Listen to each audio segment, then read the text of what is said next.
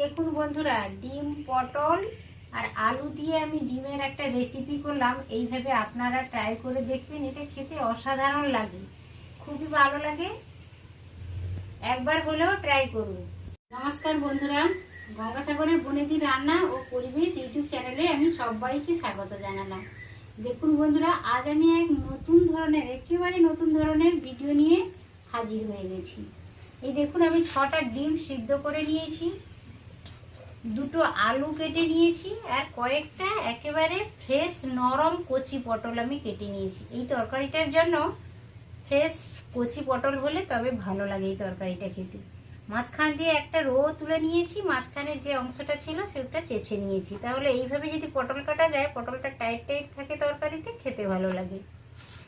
আর 2টো আলু কেটে নিয়েছি ডুমু ডুমু করে। আর এই দেখুন, আমি 6টা ডিম সিদ্ধ করে ছাড়িয়ে নিয়েছি। আজ আমি ডিম আর পটলের একটা রেসিপি করতে চলেছি। এই তরকারিটা ছোট থেকে বড় সবাই খুব পছন্দ করে, খেতে ভালোবাসে। আর এই তরকারিটা দিয়ে শুধু ভাতের সাথে নয়, রুটি পরোটার সাথেও বেশ ভালো লাগে।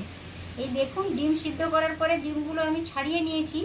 এবার একটা ছুরির সাহায্যে অল্প অল্প করে ডিমগুলো কেটে নিচ্ছি। এইভাবে আপনারাও কেটে নেবেন। এইভাবে কেটে নিলে সুবিধাটা কি হয়, তেল মশলাটা ঢুকে যায়, ডিমের টেস্টটা বেশ ভালো আসে। ওই জন্য এইভাবে কেটে নিচ্ছি। ডিম তো আমি হালকা করে চিড়ে নিয়েছি, মাঝখান দিয়ে একটু লবণ হলুদ মাখিয়ে নেব। লবণ দিয়ে দিয়েছি, আর অল্প 1 চিমটে হলুদ দিয়ে এইভাবে একটু মাখিয়ে নিলাম। এই তরকারিটা ছোট থেকে বড় সবাই খুব পছন্দ করবে। আর এটা শুধু ভাতের সাথে নয়, রুটি পরোটার সাথেও খুব ভালো লাগে এই তরকারিটা খেতে। এই তরকারিটার জন্য আমি কিছুটা পরিমাণ দেখুন ধনেপাতা ছোট ছোট করে কেটে নিয়েছি, একটা বড় সাইজের টমেটো ছোট ছোট করে কেটে নিয়েছি, 2টো বড় সাইজের পেঁয়াজ ছোট ছোট করে কেটে নিয়েছি, 4টা কাঁচা লঙ্কা নিয়েছি। আর এই দেখুন, আদা কয়েক কোয়া, আর 1 ইঞ্চ মতো আদা আর কয়েক কোয়া রসুন আমি একসাথে পেস্ট করে এনেছি। আর ফোড়নের জন্য একটা তেজপাতা নিয়েছি, 2টো শুকনো লঙ্কা নিয়েছি, আর দারুচিনি কাঠ আর এলাচ 3টা নিয়েছি। আর গুঁড়ো মশলাগুলো রান্নার সময় দেখিয়ে দেবো। তো বন্ধুরা, ভিডিওটা স্কিপ না করে পুরোটা দেখার অনুরোধ থাকলো। অবশ্য আমার চ্যানেলকে সাবস্ক্রাইব করে বনেদি বাড়ির একজন সদস্য হয়ে যান। এইভাবে নিত্য নতুন ভিডিও আমি আপডেট দিতেই থাকবো আপনাদের। এই দেখুন, উনানে একটা আমি কড়াইও বসিয়ে দিয়েছি। এবার জালটা দেব আর রান্নাটা শুরু করব। আপনারা শুরু থেকে শেষ পর্যন্ত আমার সাথেই থাকুন। কড়াইটা উনুনে বসিয়ে জাল লাগিয়ে দিয়েছি ভালোভাবে। 1 টিস্পুন আমি তেল দিয়ে দিয়েছি, তেলটাও বেশ গরম হয়ে গেছে। এই পর্যায়ে আমি লবণ হলুদ মাখানো ডিমটা ভেজে নেব।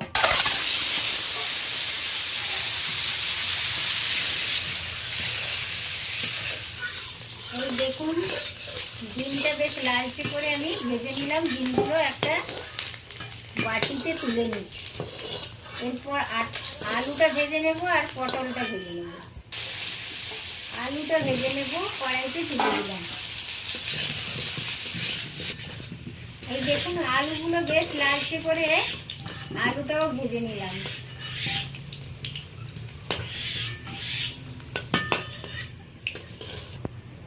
ডিমটা ভেজে নিয়েছি, আলুটা ভেজে নিয়েছি।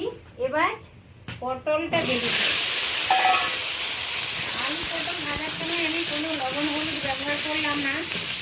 একেবারে মশলা রেডি করে যখন কষাবো তখনই এই লবণ হলুদটা দেবো একসাথে। এখন পটলগুলো আমি 2 টুকরো করে কেটে রেখেছিলাম। পটলটা এই যে হালকা লালচে করে এই তরকারিটা খেতে কিন্তু দুরন্ত লাগে। আলু পটল ডিমের তরকারি আপনারা একবার হলেও এইভাবে ট্রাই করে দেখবেন, খেতে অসাধারণ লাগে। পটল আলু ডিম আমার সমস্ত ভাজা হয়ে গেছে। এই দেখুন, ভাজার পরে কড়াইতে আমি 2 টিস্পুন তেল দিয়ে দিয়েছি। তেলটাও গরম হয়ে গেছে। এই পর্যায়ে আমি দেখুন 2টো শুকনো লঙ্কা, একটা তেজপাতা ফোড়নের জন্য দিয়ে দিলাম, আর অল্প গোটা জিরে দিলাম।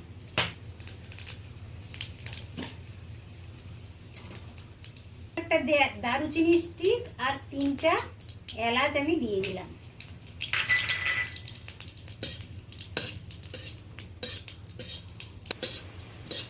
ফোড়নটা থেকে দারুণ সুন্দর একটা গন্ধ চলে আসছে। এই পর্যায়ে আমি কেটে রাখা পেঁয়াজটা দিয়ে দিলাম।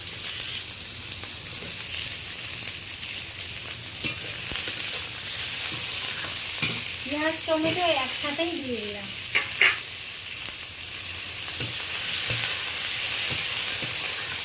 এইটা 3-4 মিনিট ধরে বেশ ভালো করে নরম হওয়া পর্যন্ত টমেটো পেঁয়াজ ভালো করে নেড়ে নেব। পেঁয়াজ টমেটো বেশ নরম হয়ে গেছে, হালকা লালচে হয়ে গেছে। এই পর্যায়ে দেখুন আমি আদা রসুন বাটাটা দিয়ে দিলাম। পেঁয়াজ টমেটোর সাথে আদা রসুন বাটাটা বেশ ভালো করে কষিয়ে নেব। গুঁড়ো মশলাগুলো দেবো, ওই জন্য আমি একটু জল দিয়ে দিলাম। গুঁড়ো মশলা দিলে তলাতে অনেক সময় ধরে যায়, তার আগে অল্প জল দিয়ে দিলাম। এবার আমি গুঁড়ো মশলাগুলো অ্যাড করব। হলুদ আধা চামচ দিয়ে দিলাম। ঝালের জন্য আধা চামচের একটু কম আমি লাল লঙ্কার গুঁড়ো দিলাম। লঙ্কাটা আপনাদের নিজেদের পছন্দের, একটু বাড়িয়েও নিতে পারেন, একটু কমিয়েও নিতে পারেন। কালারের জন্য রেড চিলি পাউডার আমি ছোট চামচের 1 চামচ ব্যবহার করলাম। ছোট চামচের 1 চামচ আমি জিরে গুঁড়ো দিলাম। ছোট চামচের 1 চামচ আমি ধনে গুঁড়ো দিলাম। সমস্ত মশলাটা এবার ভালো করে কষিয়ে নেব আরো 2-3 মিনিট ধরে। মশলাটা ভালোভাবে কষানো হয়ে গেছে, হালকা তেলও রিলিজ করতে শুরু করেছে। এই পর্যায়ে আমি ভেজে রাখা পটল আলুটা দিয়ে দিচ্ছি।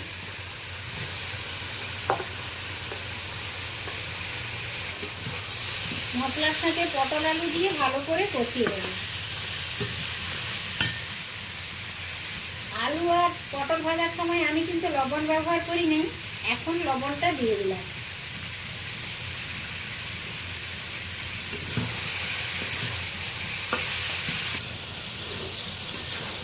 মশলার সাথে আলু পটলটা ভালোভাবে কষানো হয়ে গেছে। এই পর্যায়ে আমি ভেজে রাখা ডিমটাও দিয়ে দিলাম। হালকা হাতে 1-2 বার নেড়ে নেব, তারপর আমি ফুটন্ত গরম জলটা দিয়ে দেবো। তরকারিতে অবশ্য আপনারা গরম জল ব্যবহার করবেন, তাতে করে তরকারির টেস্টটা অনেক ভালো আছে আর তাড়াতাড়ি রান্নাটাও হয়ে যায়। আলু পটল টমেটো, আলু পটল ডিম সমস্ত কিছু ভালো করে কষিয়ে নিয়েছি। এই পর্যায়ে আমি জলটা অ্যাড করছি।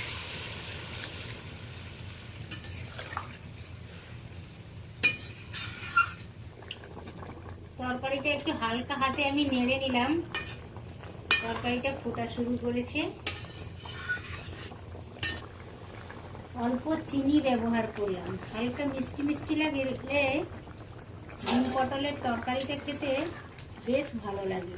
আপনাদের যদি কারোর কোনো অসুবিধে থাকে মিষ্টিতে, তাহলে চিনিটাও স্কিপ করে যেতে পারেন।